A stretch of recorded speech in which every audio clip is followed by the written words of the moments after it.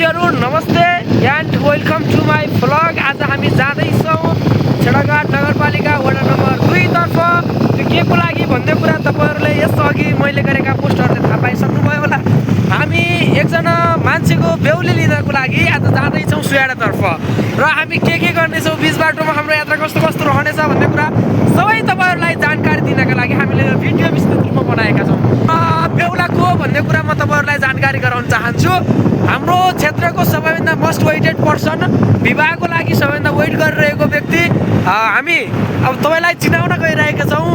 दीपक खत्री, पालेबाट राइलाको छोरा परवीन खत्रीको भाइ पालेबाटको दीपक खत्रीको विवाह हुँदैछ। आज हामी बेहुली लिन जाँदैछौँ। हामी बाटोमै छौँ र बाटोमा भइराख्दाखेरि तपाईहरुलाई हामी देखाउन चाहन्छौँ हाम्रो पछाडिको टिम है साथीहरु। यो पछाडिको टिम जो देखिराख्नु भएको छ त्यो सबै टिम हाम्रो जति टिमको अलिकति उनीहरूलाई अघि जाने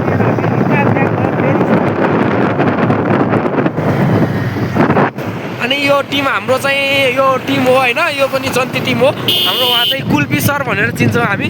हाम्रो प्रिय दाइ हुनुहुन्छ र उहाँ हाम्रो बेहुला हुनुहुन्छ हैन। मेन गरी दीपक खत्री बेहुलालाई हामीले देखाइसकेका छौँ, उहाँ बेहुला पनि हो। र हाम्रो यो पछाडि गाडी आइरहेको छ, यसमा हाम्रो विशिष्ट व्यक्तिहरू हुनुहुन्छ।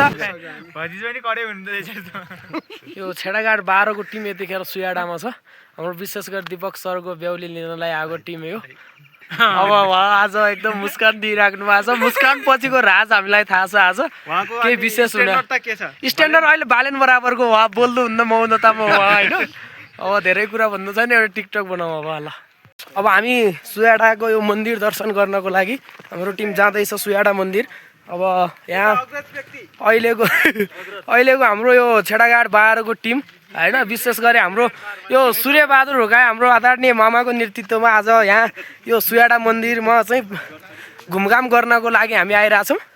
र विशेष गरी आजको प्रमुख आकर्षकका रूपमा हुनुहुन्छ हाम्रो भिनाजु होइन। उहाँ अब आज मैले भनिसकेँ त अघि बालेनको स्ट्यान्डर्ड मेन्टेन आज उहाँले गरिराख्नु भएको छ। अब बोल्नु पनि हुन्न, आज नयाँ मान्छेहरूसँग भेट्नलाई होला। चस्मा लाछु जेठन, चस्मा लाछु। अब यो जाजरकोटको मात्र नभएर कर्णालीका एक ऐतिहासिक पर्यटकीय स्थल बन्न सक्ने सम्भावना बोकेको सुयाडा मन्दिरमा छौँ हामी यतिखेर। जाजरकोटको छेडाघाट नगरपालिका र दैलेखको भगवतीमाई गाउँपालिका बिचको यो सिमानामा रहेको सुयाडा मन्दिर यतिखेर यो निर्माणाधीन अवस्थामा छ। निर्माणाधीन अवस्थामा रहेको सुयाडा मन्दिरमा दर्शन गर्नको लागि हाम्रो यो पारिवारिक टिम यतिखेर आइरहेको छ। अब यहाँ एक गरी परिचय गराउनु पर्दा हाम्रो उहाँ विष्णु सर, उहाँ रत्न खत्री, हामी सबैले उहाँलाई कुल्पी दाई भनेर चिन्छौँ रेस्पेक्ट गर्ने बेला। उहाँ हाम्रो रेस्पेक्टेड मामा सूर्यबहादुर ढोकाया 84 को विशेष मान्छे हाम्रो वडाको। हाम्रो यता हुनुहुन्छ अब दीपक खत्री, आजको प्रमुख आकर्षक। एकछिन मास्क खोल्नु न, मास्क खोल्नु न। ह्यान्डसम होइन, राम्रो चिटिको पढेको आजको अलि विशेष मान्छे हाम्रो उहाँ नरेन्द्र सर, मेरो आदरणीय भिनाजु। अनि यता हाम्रो अर्को विशेष मान्छे यता हाम्रो सर हुनुहुन्छ। अनि उहाँ हाम्रो हुनुहुन्छ मेरो पाके जेठन। उहाँ पाके जेठनसँग आजको मेरो पाखे जुवाई उहाँले नान्नु आएको ट्याक्कै 1 वर्ष भयो। मेरो साल दसैँ मसँगै नुहाउनु भयो। मेरो 1 वर्ष भयो त उहाँको 2 वर्ष जति घुम्न लाग्यो होइन। केही छैन। अब हामी दुई जेठी जुवाइले बाइक चलाएको यहाँ सबले रिस गरे होइन। सबैभन्दा त यता आफैले बाइक दिए जस्तो होइन। सुयाडा मन्दिरमा हाम्रो यो टिम यतिखेर अब हेरौँ घुमफिर गरिरहेको छ। यो उसको हो गरे के कुन मन्दिर गरे हाम्रो सुयाडा मन्दिर। यो कसको उसमा बनाएको छ कि यस्तै ठ्याक्कै यो कुन स्वर्गद्वारी मन्दिरको यो डिजाइन हो क्या सब। अब यस्तै छ गरे अब के हेर्ने। स्वर्गद्वारी मन्दिरको डिजाइनमा बनेको यो हाम्रो सुयाडा मन्दिर यस्तो छ है। यहाँको पर्यावरणीय अवस्था र यहाँ त यो निर्माणाधीन अवस्थालाई हेर्ने हो भने यो खाडल पनि यहाँ बिचबिचमा यो मन्दिरको बिचबिचमा खाडलहरूको निर्माण गरिएको छ। दीपक सरले मास्क खोल्नै मान्नु भएको छैन, किन हो कि? अब खोल्नु पर्यो त यार। यो यार मास्क नै लाएर यसरी हामीलाई गुमनाम बनाउनु भएन कि। तपाईँहरूलाई पनि स्वागत छ। तपाईँहरू पनि अब यदि घुम्न चाहनुहुन्छ भने आउँदा हुन्छ भन्नुहोस् होइन फेरि तपाईँको त अब उस्तै भएर 1 महिनामा एकचोटि आइराख्ने भइहाल्छ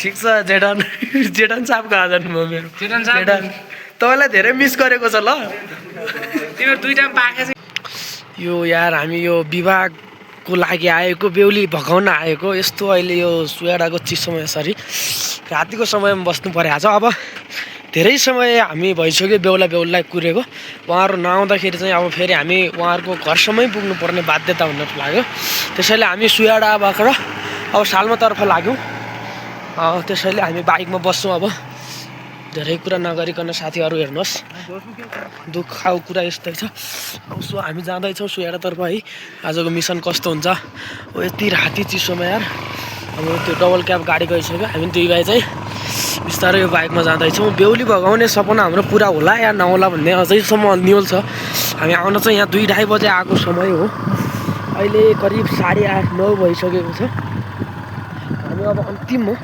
त्यतै जान बाध्यवश त्यही बेहुलीकै घरसम्म पुग्न बाध्य भइसकेका छौँ न फोन लाग्छ हजुर यो डाँडामा न केही लाग्छ जे होला त्यही टराउँला हामी जाने भयौँ हामी गइरहेछौँ अब अपडेट दिइराख्छौँ हामी बेला बेलामा नसाचिँदो रहेछ उमेर झोलाभित्र साँची बनै फुल्यो तितेपाती केसै फुल्यो शिरमा बाला जोबन ढल्की गयो परे हजुर पिरमा यी दिन गए यी दिन आए मै खाने गालामा दारी पलाए नाथे उमेर जाँदो रहेछ हातैमा गन्दै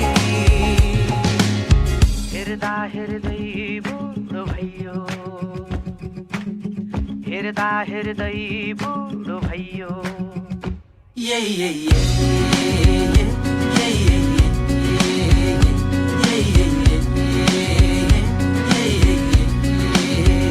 साथीहरू फाइनल्ली बेहुलीलाई गाडीमा चढाइसक्यो अब त्यसमा चाहिँ केही कमी छैन भन्ने कुरा बुझ्नु होला र हाम्रो टिम हिँडिसक्यो साथीहरू होइन बाइकमा पनि हुनुहुन्छ साथीहरू अनि हामीले बोलेरो ल्याएको थियौँ विशेष गरी बोलेरोमा हाम्रो टिममा आइसक्यो बेहुली पनि आइसक्नुभयो बेहुलीको भिडियो पनि मैले अगाडि देखाइसकेँ अब सो हामी अब घरतिर लाग्छौँ र दिपक सर कस्तो फिलिङ्स भइरहेछ यार यो दिपक साथीमा त्यहाँ गएर ल्याउँदाको केही अनुभवहरू सुनाउनु न यार के कस्तो भयो यार हजुर अनि पर रहेछ अलि अनि गएपछि चाहिने हामीले के गर्यो भने एक ठाउँतिर बाइक रोक्यो एक ठाउँमा बाइक रोक्यो अनि हल्का हिँडेर गयो हजुर हल्का हिँडेर गयो अनि त्यसपछि एउटा खोला रहेछ खोलामा हामी वेट गर बेहुलीको लागि वेटिङ गर्नु बेहुली खोलामा आउनु भएन अनि हाम्रो बेहुलालाई घरमा पठाइयो बेहुलीको घरमा पठाइयो बेहुलालाई घरमा 3 टाइम पठाइयो 3 टाइम अनि त्यसपछि बावजुद धेरै सङ्घर्षका बावजुद हामीले बेहुली ल्यायौँ भन्ने कुरा हाम्रो दिपक सरले गर्नु होइन तर केही छैन गाइजहरू फाइनल्ली बेहुली चाहिँ भित्र्याइयो भनौँ गाडीभित्र अब घरमा भित्र्याउन अब केही समय लाग्नेछ हामी करिब 2-2.5-3 घन्टाको त्यो सडक यात्रा गरिसकेपछि हामी चाहिँ घर पुग्नेछौँ र घरमा टिका डाल्नु लगायतको कुराहरू गर्नुपर्ने हुन्छ अहिलेलाई हामीले विविधमा त्यो कुराहरूलाई छुट्याएका छौँ र केही गरी अब हामी घरमा पुगुन्जेलसम्म माइतीले थाहा नपाउनु पऱ्यो होइन अब पाए नि हामीलाई अब त हामीलाई माइतीले थाहा पाए नि हामी त चिलमा फेरि हिँड्ने हो होइन गाइजहरू केही फरक पर्दैन लेट्सको टिम पछाडि आइरहेको छ है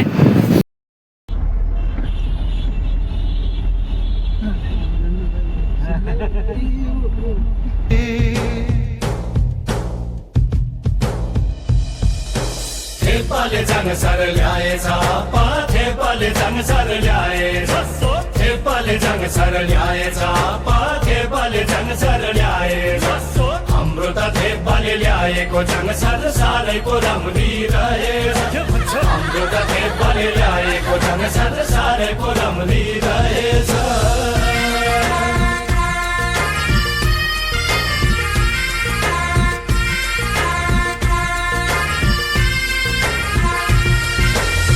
मलाई चाङ भनी ल्याएको मैले तामाङस्या होइन होइ आमा बचपनकी प्यारी ल्याएको छु मैले नरिसाउनु होइ आपा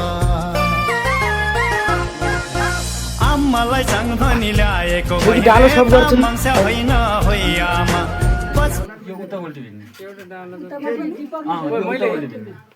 होइन होइन दिदीले नै हो दिदीले हो के दिदीले तपाईँ दिदीले हो क्या त्यो कुममा हाल्ने ढोका ढोक्ने होला त सुत्ता रान्दै भित्र जाने तपाईँ जानेर त्यहाँ राख्ने भयो ठ्याक्क न बस तपाईँ अब त्यो तपाईँ के परेन आउनु आउनु तपाईँ ल स्वागत छ दिदीलाई हाम्रो नयाँ घरमा राख्ने अब होइन लाइन लाइनै होइन खास होइन तपाईँ आउनु कस्तो ठ्याक्कै ब्याउल जस्तो देखियो आज सोल्टी लजाउनु भयो आज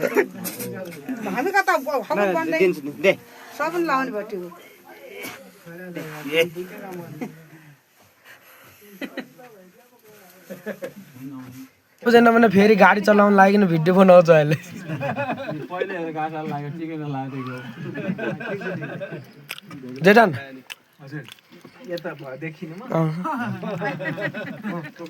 सबभन्दा बढी माया जेठानकै लाग्छ thanks for watching for video है अब यतिसम्म हाम्रो भिडियो हेरिदिनु भयो अनि माया देखाइदिनु भयो सबैजनालाई धेरै धेरै धन्यवाद एन्ड अन्तिममा चाहिँ फेरि पनि ह्याप्पी म्यारिड लाइफ दिपक सोल्टीलाई अनि भिडियोलाई लाइक कमेन्ट सब्सक्राइब र सेयर गर्न नभुल्नु होला thanks for watching happy married life दिदी भेना है सबैजनालाई